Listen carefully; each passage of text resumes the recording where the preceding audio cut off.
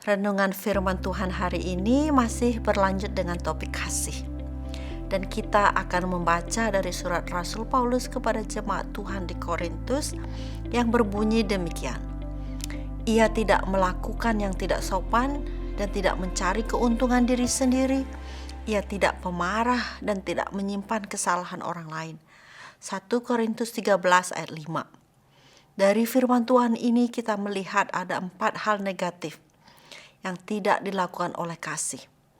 Minggu lalu kita sudah membahas 2 bagian pertama, dan hari ini kita akan melihat 2 bagian terakhir yang kelihatannya saling berhubungan, yaitu kasih tidak pemarah dan tidak menyimpan kesalahan orang lain.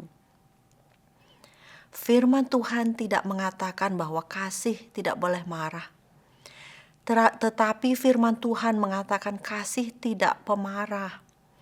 Pemarah artinya mudah marah, atau gampang marah, atau gampang tersinggung. Dari pengalaman sehari-hari, kita bisa menyimak bahwa orang yang menyimpan kesalahan orang lain cenderung mudah tersinggung dan mudah marah.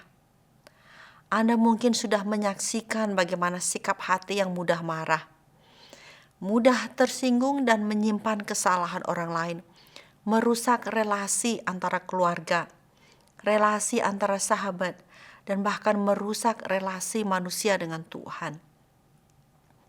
Saya mengatakan ini bukan untuk membuat Anda merasa bersalah, melainkan untuk menolong Anda memahami bahwa di luar Kristus tidak ada kasih dalam diri kita manusia. Tidak ada pengharapan dalam diri manusia. Oleh karena itu, mari bersama-sama melihat hanya kepada satu pribadi yang adalah perwujudan kasih Allah kepada umat manusia, yaitu pribadi Yesus Kristus Tuhan kita. Firman Tuhan berkata, "Sebab aku akan menaruh belas kasihan terhadap kesalahan mereka dan tidak lagi mengingat dosa-dosa mereka." Ibrani 8 ayat 12. Bagaimana mungkin hal itu bisa terjadi? Mengingat Allah adalah hakim yang adil. Kita tahu Dia tidak bisa disuap seperti banyak hakim manusia. Dan Dia tidak bisa dimanipulasi karena Dia melihat segalanya. Bagaimana Allah bisa mengampuni dan melupakan begitu banyak dosa yang telah Anda perbuat dan yang akan Anda perbuat. Dan Dia tetap menjadi hakim yang adil. Hanya ada satu cara bagi umat manusia berdosa untuk mendapatkan pengampunan dari Allah, dan supaya Ia tidak lagi mengingat dosa-dosa mereka, yaitu dengan bertobat dan menaruh iman percaya mereka kepada Tuhan Yesus. Karena Yesuslah yang sudah menanggung segala kesalahanmu dan segala dosa-dosamu dengan kematiannya di kayu salib. Di mana Anda menaruh kepercayaan Anda hari ini? Pada kemampuan Anda, pada pemerintahan, atau pada rekening bank Anda? Ini mungkin bagus, tetapi tidak berkuasa untuk menghapuskan kesalahan dan dosa-dosamu. Raja Daud yang pernah jatuh ke dalam dosa persinahan dan merancang pembunuhan, menuliskan akan kebaikan Tuhan dalam Mazmur 103. Tidak dilakukannya kepada kita setimpal dengan dosa kita, dan tidak dibalasnya kepada kita setimpal dengan kesalahan kita, tetapi setinggi langit di atas bumi. Demikian besarnya kasih setianya atas orang-orang yang takut akan Dia. Sejauh timur dari barat, demikian dijauhkannya daripada kita pelanggaran kita. Mazmur 103 ayat 10-12.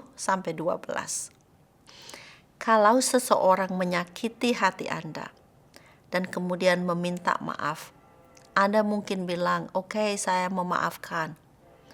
Tapi beberapa hari lagi orang ini melakukan kesalahan yang sama atau kesalahan lain. Dan biasanya apa yang terjadi? Kemungkinan besar Anda mengungkit kesalahan masa lalu. Sifat manusia memang seperti ini, tetapi sifat Tuhan tidak sama dengan manusia. Kalau hati Anda sungguh-sungguh bertobat dan memohon ampun kepada Tuhan Yesus, Tuhan pasti ampuni dan tidak mengingat dosa Anda lagi. Kalau Tuhan tidak mengingat-ingat dosa Anda, kenapa Anda terus mengingatnya? Apakah Anda lebih besar dari Tuhan? Orang yang diam-diam mencintai dosa akan salah mengerti kasih Tuhan sebagai lisensi untuk hidup dalam dosa. Tetapi bagi hati yang bertobat, kasih Tuhan adalah kuasa yang memotivasi untuk bangun ketika jatuh dalam dosa dan terus melangkah maju bersama Kristus. Dosa itu seperti hutang berat yang membebani jiwa. Ketika orang berdosa mengalami pengampunan dari Tuhan, beban berat diangkat sehingga jiwanya merasa lega dan bebas berjalan mengikut Tuhan. Sudahkah beban dosamu diangkat oleh Tuhan? Apa yang menahan Anda untuk bertobat dan memohon ampun kepada Tuhan?